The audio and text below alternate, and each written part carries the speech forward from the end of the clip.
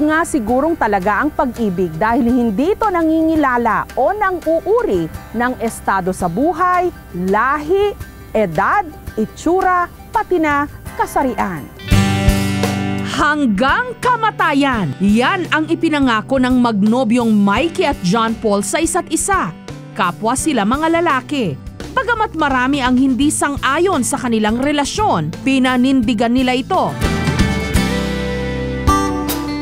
Katunayan, ang kanilang pagsasama umabot ng 8 taon. Kampante raw sina Mikey at John Paul na magsasama sila habang buhay.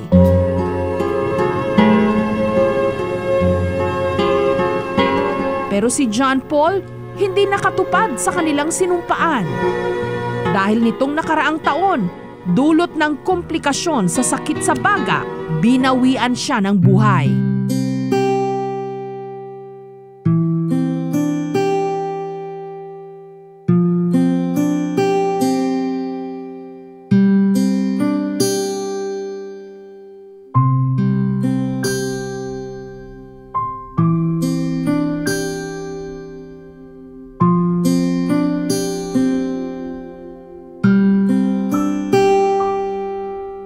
Hindi na mawawala yung special spot niya sa puso ko. Yung memories niya, yung mga yakap niya, andun pa rin. Lalo na kapag minsan mag-isa ako matutulog, naalala ko pa rin siya. Dahil sa pagkamatay ng nobyo, si Mikey na-depress. Ang kanyang naging takbuhan, bisyo. Yung buhay ko umiikot na sa kanya. Sa panaginip, sabihin ko kunin mo na ako habang natutulog pa lang ako, bangungutin na ako. Kasi ang mangyayari, pag i-deny mo yan or i-distract mo yung sarili mo sa lungkot, never ka makaka-recover. In a sense na nandun pa rin yung hurt. So mangyayari, magkakaroon ito ng impact sa succeeding relationships mo.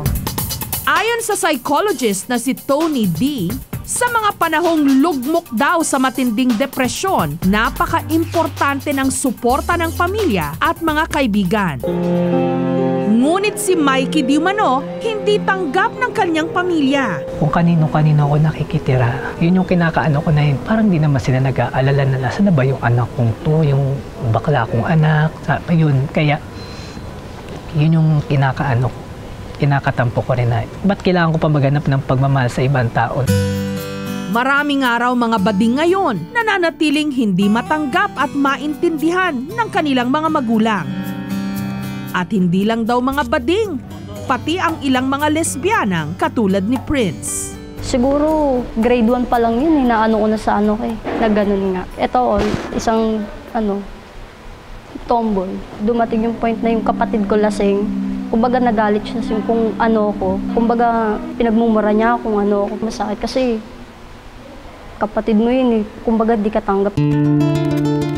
Tanging ina lang daw niya ang nakakaunawa kay Prince noon. Pero namatay naman ito matapos atakihin sa puso. Lumipas ng isang taon na parang may nalaman din ako sa tatay ko na may dinadalang babae sa bahay na bakit lagi? Tapos kapag dadalhin niya yung babae sa bahay, pinaalis ako. Kaya parang doon ako nagtaka talaga. Parang sabi ko, 1 taon pa lang namamatay nanay ko, ba't ganito? Parang hindi man lang nagluluksa. Dahil dito, si Prince nagrebelde. Ang mailap na pagmamahal mula sa pamilya, hinanap niya sa mga nakarelasyon niyang kapwa babae. Pero sa lahat daw ng mga babaeng nakilala niya, may isang talagang kakaiba. Sa Facebook daw niya na-meet ang binibining ito. At sa kanilang pagchat-chat, may naamoy raw na kakaiba rito si Prince. Gayunpaman, itinuloy pa rin daw niya ang panliligaw niya. Akala niya una talaga lalaki ako kasi hindi niya rin talaga nahalata sa picture ko daw. Nagpanggap ako, tas siguro mga 2 linggo pa lumipas, hindi niya pa alam. Hanggang sa tumawag na talaga siya. Kinausap niya ako, nabosesa niya siguro yung boses ko na ganun nga. Ang binibining ito, si Mikey. Naramdaman ko na sabi ko parang ang sweet naman nito, thoughtful. Hanggang sa siya na mismo rin yung umamin nung pagkatapos ng Christmas. Inamin na rin niya, sabi niya ganun, kasi hindi talaga ako lalaki, lesbian ako.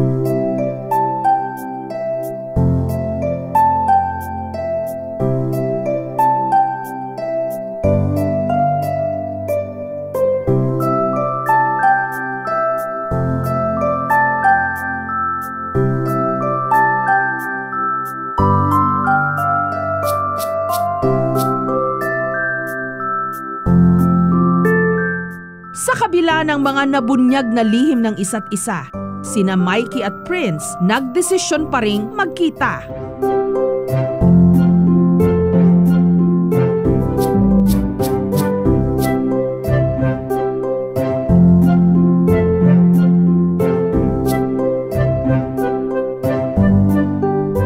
Hanggang ang kanilang simpleng meet-up na uwi sa pagtatanan.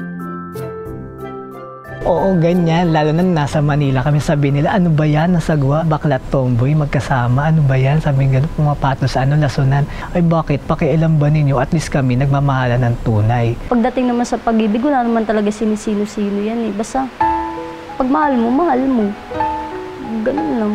Ayun lang, dahilan ko lagi sa kanila. Tapos pag parang sinasabi na nakakadiri daw. Sabi ko, ano nakakadiri? Parang di naman. Parang hinahayaan ko na lang. Para mas tumibay ang kanilang relasyon, si Prince, araw-araw daw kung ligawan si Mikey.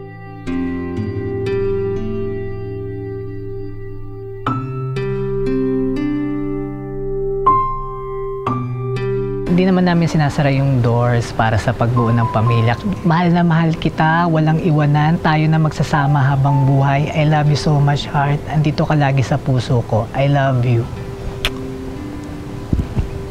Heart, kahit na maraming taong ayaw talaga sa atin, maraming taong humahad lang sa pagmamahal natin, wala akong pakialam, basta andito ako para sa'yo.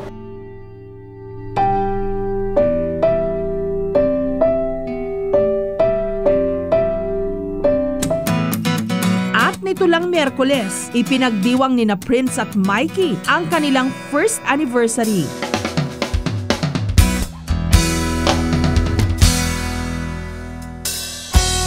Kakuntsaba si Prince, isang romantic dinner ang nag-aantay sa kanila.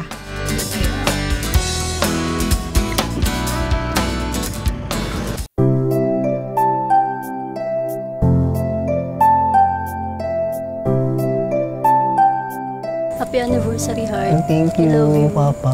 I love you too. Ano ba? Ano to ay? Naku Ano? Ay? Papa, ano ba yan?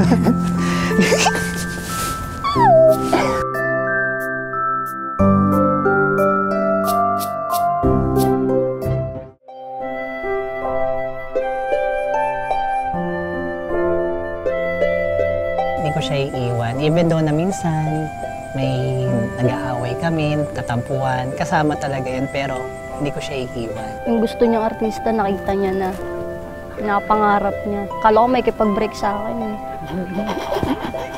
Yun, hindi kami talaga maghihiwalay. Kahit ano nang mangyari sa amin talaga.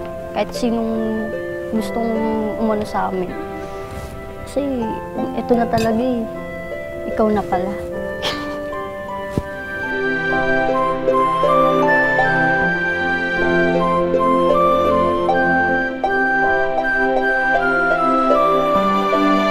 Tingin man ng iba, it's complicated ang relasyon ni na Mikey at Prince. Para sa kanila, wala nang dapat ikomplika pa. Mahal nila ang isa't isa at ganun lang kasimple yun.